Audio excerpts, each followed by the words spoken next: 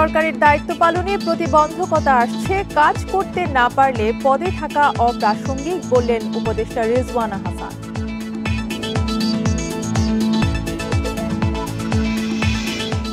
একতা বিনষ্টের ষড়যন্ত্রের প্রতিবাদে চট্টগ্রামে জুলাই ঐক্যের বিক্ষোভ, লাগাতার আন্দোলনে দেশ ধ্বংসের পথে যাবে শঙ্কা হেফাজত নেতাদের। এই ঈদে জামা জুতো অ্যাক্সেসরিজের ডিসকাউন্ট। তিন উপদেষ্টার পদত্যাগ চাইলেন বিএনপির জয়নুল আবদিন ফারুক। বিচার সংস্কার ও নির্বাচনের রোড ম্যাপের আহ্বান জোনায়েদ সাকিব।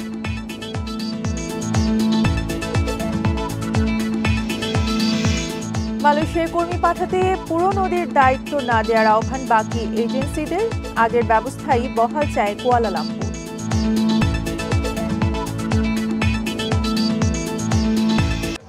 স্বাগত সংবাদ সন্ধ্যায়, সঙ্গে আছি তাসনিমে জান্নাত অর্থী। শিরোনাম শুনছিলেন, এবারে পুরো খবর। সরকারের দায়িত্ব পালনে প্রতিবন্ধকতা আসছে বলে মন্তব্য করেছেন পরিবেশ উপদেষ্টা সৈয়দা রিজওয়ানা হাসান। দায়িত্ব পালনে ব্যর্থ হলে নিজ পদে থাকা অপ্রাসঙ্গিক বলেও মত জানান তিনি। সকালে ঢাকা বিশ্ববিদ্যালয় সিনেট ভবনে এক আলোচনায় উপদেষ্টা বলেন, সরকার দায়িত্ব নেবার পর থেকেই নানা দাবিতে রাজধানীর রাস্তাঘাট বন্ধ করে নগরবাসীকে জিম্মি করা হচ্ছে। এমন পরিস্থিতিতে দেশ গঠনে সব রাজনৈতিক দলের সহায়তা চান তিনি। ৮ আগস্ট শপথ নেয়ার পর থেকে অন্তর্বর্তী সরকারের ওপর ছিল দেশবাসীর প্রত্যাশার চাপ। কোনো না কোনো দাবিতেই প্রায় প্রতিদিনই রাজধানীর সড়ক অবরোধ করে চলছে আন্দোলন বিক্ষোভ। এতে চরম ভোগান্তিতে পড়েছে রাজধানীবাসী। এর মাঝেই সংস্কার কমিশন গঠন করেছে সরকার। জুলাই অভ্যুত্থানে নিহতদের বিচার চলছে ট্রাইব্যুনালে। ডিসেম্বর থেকে আগামী বছরের জুনের মধ্যে জাতীয় নির্বাচনের ঘোষণাও দিয়েছেন প্রধান উপদেষ্টা। তবে সরকারি পেশাজীবী শিক্ষার্থী, রাজনৈতিক দলসহ বিভিন্ন গোষ্ঠীর একের পর এক আন্দোলনে বাধাগ্রস্ত হচ্ছে সরকারের কাজ, জানালেন পরিবেশ ও বন উপদেষ্টা। যত রকম দাবি আছে সব দাবি নিয়ে তারা রাস্তায় বসে যাচ্ছে, রাস্তা আটকে দিচ্ছে, একদম ঢাকা শহর অচল হয়ে পড়ছে। সেই অচল অবস্থা নিরসনে আমরা কিছু করতে পারছি কিনা, তো এগুলো আলোচনা করে যেটা আমরা চিন্তা করলাম যে আমাদের এই দায়িত্বটা কিন্তু জাতীয় দায়িত্ব, এবং আমরা তো আগে থেকেই বলছি যে আমরা ক্ষমতা নেইনি, দায়িত্বে আছি।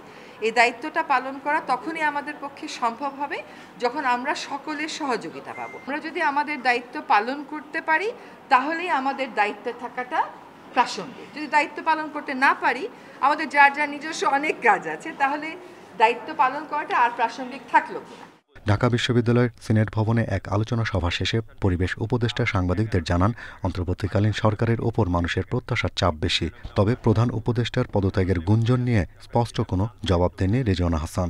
প্রধান উপদেষ্টা যদি কোনো সিদ্ধান্ত নেন কোনো ব্যাপারে, আমি প্রথম থেকেই বলে এসেছি যে উনি একটা সময় দিয়েছেন, ডিসেম্বর থেকে জুনের মধ্যে নির্বাচন হবে। তার একদিনও এদিক সেদিক হওয়ার কোনো সুযোগ আমাদের পক্ষ থেকে নেই। কাজে এইগুলো নিয়ে অন্য ধরনের কোনো কথা বলারও কোনো সুযোগ হওয়া উচিত ছিল না, কারণ বারবারই বলা হচ্ছে যে একটা সময়সীমা দিয়ে দেওয়া হয়েছে। জুলজিক্যাল সোসাইটির এই আলোচনা সভায় অলিম্পিয়াড বিজয়ীদের মাঝে পুরস্কার বিতরণ করা হয়। Shahriar Anirban, independent news, Dhaka. দাবি আদায় একের পর এক আন্দোলন চললে দেশকে ধ্বংসের হাত থেকে রক্ষা করা যাবে না বলে শঙ্কা জানিয়েছেন হেফাজতে ইসলামের নেতারা।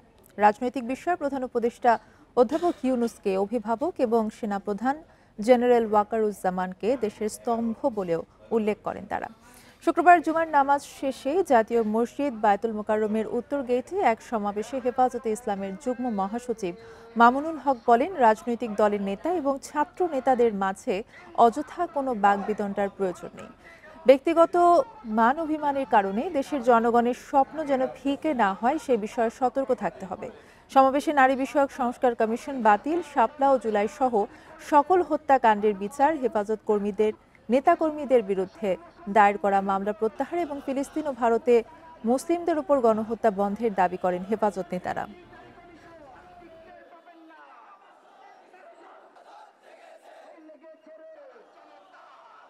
ছাত্র নেতৃবৃন্দ, তোমাদেরকে আমি বলবো, তোমরাও দায়িত্বশীল ভূমিকা পালন করো। রাজনৈতিক দলগুলোর সঙ্গে অযথা বাকবিতণ্ডায় জড়ানোর কোনো প্রয়োজন নেই। চলমান এই পরিস্থিতিকে মোকাবেলা করবার উদাত্ত আহ্বান জানাই। একতা বিনষ্টের ষড়যন্ত্রের প্রতিবাদে চট্টগ্রামে বিক্ষোভ মিছিল ও সমাবেশ করেছে জুলাই ঐক্য পরিষদ। এ সময় দ্রুত জুলাই সনদ ঘোষণার দাবি জানান তারা। এর আগে জুমার নামাজ শেষে নগরের আন্দরকিল্লা শাহী জামে মসজিদ প্রাঙ্গণে জড়ো হন জুলাই ঐক্য পরিষদের নেতাকর্মীরা। এরপর শুরু হয় মিছিলটি বিভিন্ন সড়ক ঘুরে প্রেস ক্লাবে গিয়ে শেষ হয়। সেখানে সমাবেশে বক্তারা বলেন, জুলাই গণ অভ্যুত্থানের ঐক্য বিনষ্টে দেশ ও দেশের বাইরে ষড়যন্ত্র হচ্ছে। যারা ষড়যন্ত্র করে জুলাই ঐক্যকে বিনষ্ট করতে চাইছে তাদের এদেশে স্থান হবে না বলে হুঁশিয়ারি দেন বক্তারা। জুলাই ঐক্য বিনষ্টকারীদের শাস্তির আওতায় আনার পাশাপাশি দ্রুত জুলাই ঘোষণাপত্র প্রকাশের দাবি জানান তারা।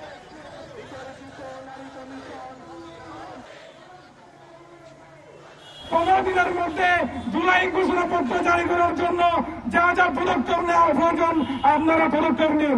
সর্বোপরি সবাইকে আহ্বান জানাতে চাই, ঐক্যবদ্ধ থাকার বিকল্প কোনো কিছু নেই।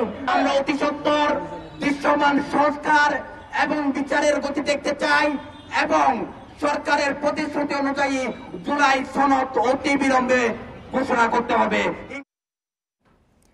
পদত্যাগ নয়, সুষ্ঠু নির্বাচন দিয়ে অন্তর্বর্তী সরকার প্রধানকে দৃষ্টান্ত স্থাপন করার আহ্বান জানিয়েছেন বিএনপি চেয়ারপারসনের উপদেষ্টা জয়নুল আবদিন ফারুক। সকালে জাতীয় প্রেস ক্লাবের সামনে আয়োজিত এক আলোচনা সভায় এই আহ্বান জানান তিনি। জয়নুল আবদিন ফারুক বলেন, 3 উপদেষ্টাদের পদত্যাগ নিশ্চিত করতে হবে। এছাড়া নির্বাচনের তফসিল সরকারকে দ্রুত ঘোষণা করতে হবে। এমন কোনো সংস্কার করা যাবে না যা নির্বাচনকে বিলম্বিত এবং পরিস্থিতি আরও অস্থির করে। বর্তমানে দেশে যারা অস্থিরতা তৈরি করছে তাদের খুঁজে বের করতে হবে, এটা সরকারের দায়িত্ব। স্থিতিশীলতা ধরে রাখতে এখন সুস্পষ্ট নির্বাচনের রোডম্যাপ দিতে হবে বলেও জানান জয়নুল আবদিন ফারুক।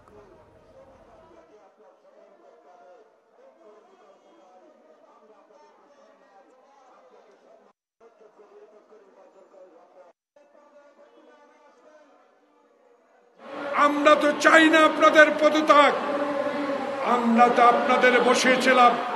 বাংলাদেশের মানুষ যেই জন্য আন্দোলন করেছে, একটি নির্বাচনের জন্য 9টি মাস অতিবাহিত হলো, কেন এখনো নির্বাচনের ম্যাপ দেওয়া হচ্ছে না? বিএনপি ক্ষমতায় গেলে জুলাই আন্দোলনের হতাহতদের পুরো দায়িত্ব রাষ্ট্র নেবে, এমন মন্তব্য করেছেন বিএনপির সিনিয়র যুগ্ম মহাসচিব রুহুল কবির রিজভী। দুপুরে নরসিংদীর বেহের পাড়ায় গণ অভ্যুত্থানে শহীদ আরমান মোল্লার পরিবারের সদস্যদের সাথে সাক্ষাৎ শেষে তিনি এই মন্তব্য করেন। এ সময় তিনি বলেন, শহীদ পরিবারগুলোর পাশে দাঁড়ানোর দায়িত্ব ছিল সরকার ও রাষ্ট্রের, যা বর্তমান সরকার পুরোপুরি করতে পারেনি।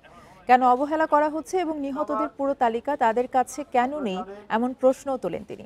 পরে আরমান মোল্লার পরিবারের হাতে নগদ অর্থ সহায়তা তুলে দেন রিজভী। এ সময় এই পরিবারের পুরো দায়িত্ব আমরা বিএনপি পরিবার নিয়েছে বলেও জানান তিনি।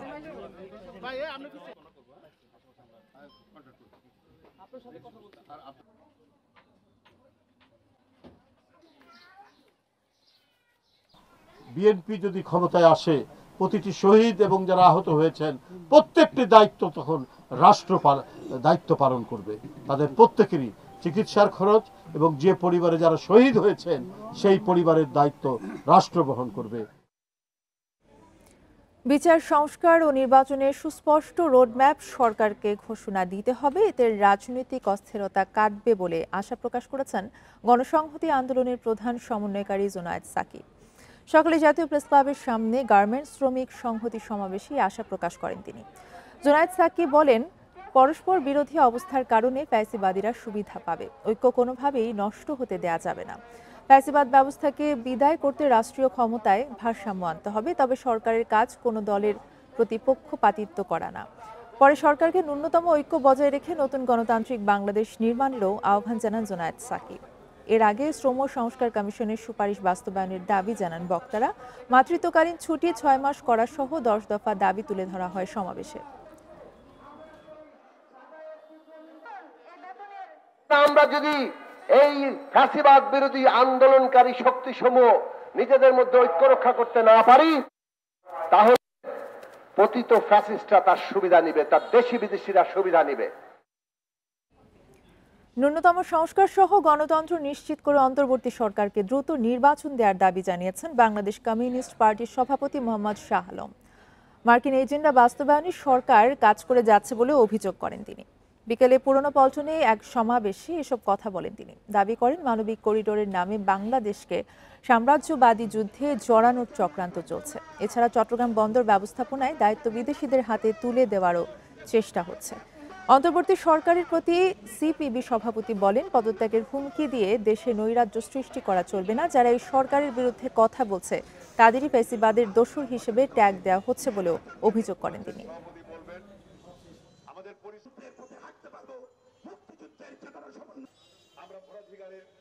ন্যায্য কথা যারাই বলতে চাচ্ছে তাদেরকে আওয়ামী লীগের দোষর এই ট্যাগ লাগানো দিয়ে দেওয়া হচ্ছে।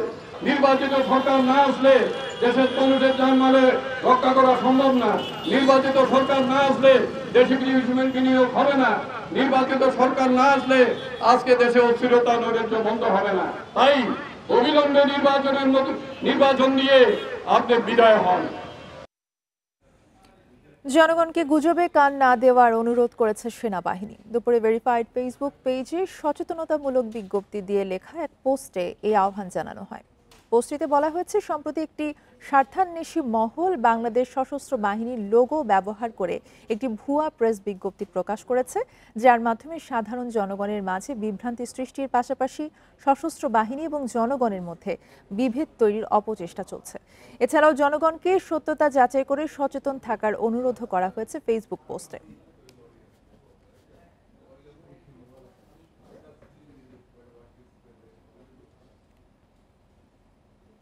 মালয়েশিয়ায় কর্মী পাঠাতে অনিয়ম ও খরচ কমাতে পুরনো 101টি এজেন্সিকে দায়িত্ব না দিয়ে বিদ্যমান লাইসেন্সে যোগ্যদের সুযোগ দেওয়ার আহ্বান জানিয়েছে সিন্ডিকেট বিরোধী রিক্রুটিং এজেন্সি।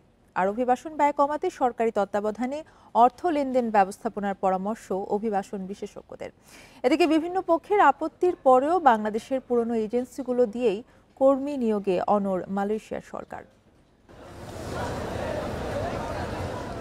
সম্প্রতি মালয়েশিয়ার শ্রমবাজার খোলার খবরে আশাবাদী কর্মীরা। তবে এবারও সিন্ডিকেটের মাধ্যমে মালয়েশিয়া যেতে হবে কিনা এ নিয়ে শঙ্কায় তারা। সিন্ডিকেটের কারণে যেতে না পেরে সবশেষ প্রায় 50,000 কর্মীর নিঃস্ব হওয়া ও হাজার হাজার কোটি টাকার দুর্নীতির খবর এখনো পুরনো হয়নি। চলতি মাসে মালয়েশিয়ায় বাংলাদেশের প্রতিনিধি দলের সফর শেষে 22 ও 23 মে ঢাকায় হয়ে যাওয়া যৌথ কারিগরি কমিটির বৈঠক থেকে আনুষ্ঠানিক কোনো তথ্য না জানালেও সিন্ডিকেট থাকার আভাস মিলেছে মন্ত্রণালয়ের তথ্যে। বৃহস্পতিবার যৌথ কারিগরি কমিটির বৈঠকে মূল আলোচনা হয় মালয়েশিয়া বাংলাদেশের বিদ্যমান সমঝোতা স্মারকের জটিলতা নিরসন নিয়ে। তবে বাংলাদেশের পক্ষ থেকে একাধিকবার বলা হলেও নির্দিষ্ট কিছু সংখ্যক এজেন্সি দিয়েই কর্মী নিতে চায় মালয়েশিয়া। অভিবাসন ব্যয় বৃদ্ধি এটা বলার আর অপেক্ষা রাখে না, এবং দুবার এটা প্রমাণিত হয়েছে অলরেডি। আমরা বলেছিলাম যে বিএমইটির একটা ডাটা ব্যাংক করে এবং ওয়ার্কাররা ব্যাংকের মাধ্যমে টাকা পরিশোধ করে, এরকম একটা সিস্টেম করে এবং মালয়েশিয়াটাকে একটা পাইলট বেসিসে তারা করতে পারে। সিন্ডিকেটে মূল অসুবিধা অভিবাসন ব্যয়। গতবার এই অঙ্ক ছাড়িয়ে গিয়েছিল 5 লাখের উপর। সিন্ডিকেট রেখে এর লাগাম টানতে চাইলে লেনদেন হতে হবে সরকারি ব্যবস্থাপনায়। এই যে পেমেন্টের সিস্টেমটা, এইটা আমরা কেন অনলাইনে করতে পারছি না? একেবারে সর্বোচ্চ পর্যায় থেকে এটাকে নিয়ন্ত্রণ করা না হবে, মনিটরিংয়ের জায়গাটাকে বাধ্য করা না হবে, জবাবদিহিতাটা সৃষ্টি করা না হবে, তাহলে এই অভিবাসন ব্যয় যেমন কমবে না একটি, আরেকটা হচ্ছে যে ওখানে যাওয়ার পরে এত টাকা খরচ করে যাওয়ার পরেও সে যে কাজ পাবে সেই কাজের নিশ্চয়তাটাও সে পাবে না। আগের মতো 101টি রিক্রুটিং এজেন্সি না হয়ে এর সংখ্যা কিছুটা বাড়তে পারে বলে আভাস মিলেছে। সুলতানা জাহান মিতু, ইন্ডিপেন্ডেন্ট নিউজ, ঢাকা। আগামী 4 দিন ঢাকা সহ বিভিন্ন জেলায় বৃষ্টির পূর্বাভাস দিয়েছে আবহাওয়া অফিস। চট্টগ্রাম সহ দেশের 13 জেলায় বজ্র বৃষ্টির শঙ্কা রয়েছে। এসব এলাকার দক্ষিণ পূর্ব দিক দিয়ে ঘন্টায় 45 থেকে 60 কিলোমিটার বেগে ঝোড়ো হাওয়া বয়ে যাওয়ার কথা জানিয়েছে আবহাওয়া অফিস। নদী বন্দরসমূহে জারি হয়েছে 1 নম্বর সতর্ক সংকেত। আবহাওয়া অধিদপ্তরের তথ্যানুসারে আগামী মঙ্গলবার উত্তর বঙ্গোপসাগরে লঘুচাপ সৃষ্টি হতে পারে। এই এলাকায় গভীর সঞ্চালনশীল মেঘ তৈরি হচ্ছে। এর প্রভাবে দেশের উপকূলীয় এলাকা এবং সমুদ্র বন্দরে ঝোড়ো হাওয়া বয়ে যেতে পারে। দেশের 4 সমুদ্র বন্দরে জারি রয়েছে 3 নম্বর স্থানীয় সতর্ক সংকেত।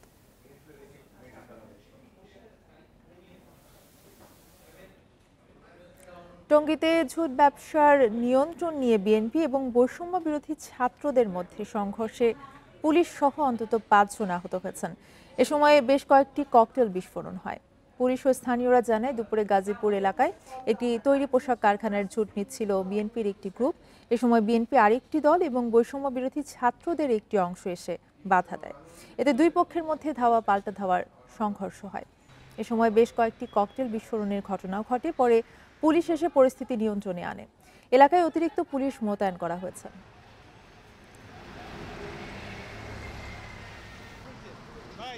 যুক্তরাষ্ট্র থেকে দেশে ফেরার পর বিমানবন্দর থেকে চট্টগ্রাম উত্তর জেলা আওয়ামী লীগ নেতা ও সাবেক উপজেলা চেয়ারম্যান গিয়াসউদ্দিনকে গ্রেফতার করেছে পুলিশ।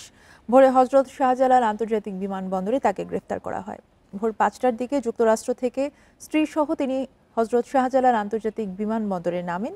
এরপরেই তাকে চট্টগ্রামের মিরসরাই থানায় করা নাশকতার একটি মামলায় গ্রেফতার করে ইমিগ্রেশন পুলিশ। পরে সেখান থেকে পুলিশ তাকে নিয়ে চট্টগ্রামের উদ্দেশ্যে রওনা হয়। গিয়াসউদ্দিনের বিরুদ্ধে মিরসরাই থানায় নাশকতার ৫টি মামলা রয়েছে, তবে তার স্ত্রীর বিরুদ্ধে কোনো মামলা না থাকায় তাকে আটক করা হয়নি।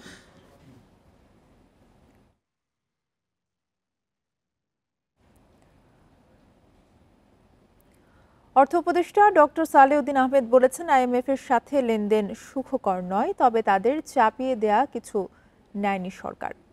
জুলাই অভ্যুত্থানের পরবর্তী 9 মাসে অর্থনীতি অনেকটা ঘুরে দাঁড়ালেও এখনও সরকার চ্যালেঞ্জের সম্মুখীন বলেও মন্তব্য করেন তিনি। শুক্রবার সকালে রাজধানী ঢাকা রেসিডেন্সিয়াল মডেল কলেজে বাংলাদেশ ইকোনমিক্স অলিম্পিয়াড 2025 অনুষ্ঠানে তিনি এসব কথা বলেন।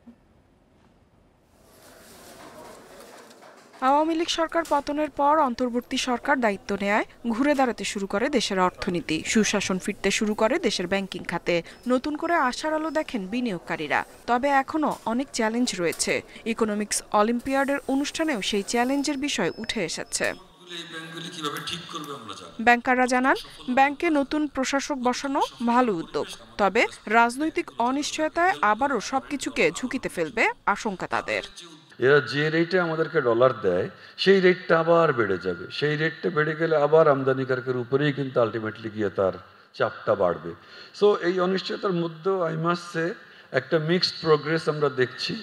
এ সময় সিপিডির নির্বাহী পরিচালক ফাহমিদা খাতুন বলেন, রাজনৈতিক দলগুলো ক্ষমতায় গিয়ে নিজেদের স্বার্থে নীতি নির্ধারণ করেন, যে কারণে পিছিয়ে যাচ্ছে সমাজ। আমাদের অর্থনীতির আকার বেড়েছে, মাথাপিছু আয় বেড়েছে এবং তার পাশাপাশি যে সামাজিক উন্নয়নের সূচক, আমাদের লাইফ এক্সপেক্টেন্সি, এই সব কিছুতে আমাদের বেশ কয়েকটা সূচকে আমরা খুব ভালো অগ্রগতি করতে পেরেছি। কিন্তু সেটা আবার অর্থনীতির যে উন্নতি হয়েছে তার সাথে যে সবসময় খুব সামঞ্জস্যপূর্ণভাবে হয়েছে তা না। অলিম্পিয়াডে অর্থ উপদেষ্টা বলেন, আইএমএফ এর সাথে লেনদেন সুখকর নয়, তবে তাদের চাপিয়ে দেয়া কিছু নেওয়া হয়নি। অনেকেই ট্যাক্স কমিয়ে দিতে অনুরোধ করেন, কিন্তু দেশের কথা কেউ ভাবে না। সম্পদ, দেশের সম্পদ বাইরের থেকে আমরা দেখছি, কিন্তু আইএমএফ ওয়ার্ল্ড ব্যাংকের কত কিছু কথাবার্তা বলে ফেলে, সেটা যদি একবার সুখকর না, এটা সাব অপটিমাল সলিউশন আমরা দিয়েছি, সেটা হয়তো পারি না, বা ওরা যেটা করতে গেল সেটা কাটিয়ে দিতে পারি না, আমরা একটা সলিউশন আসি। অর্থনীতি অলিম্পিয়াডে অংশগ্রহণের জন্য সারা দেশ থেকে 20,000-এর বেশি শিক্ষার্থী অংশগ্রহণ করে।